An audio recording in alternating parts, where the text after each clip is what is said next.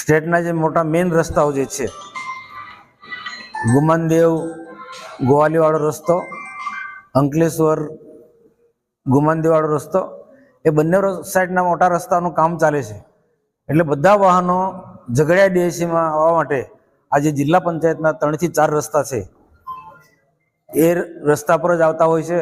જિલ્લા પંચાયતના રસ્તા ઓછી કેપેસિટીના બન્યા હોય છે, સાંકડા રસ્તા હોય ને એના કારણે જીઆઈડીસીમાં આવનારા તમામ લોકો, ઇન્ડસ્ટ્રીઝ સાથે જોડાયેલા ઇન્ડસ્ટ્રીઝ ના માલિકો તથા એમના અન્ય કર્મચારીઓ અને આસપાસના ગામજનો ને જવામાં ભારે મુશ્કેલી પડે છે.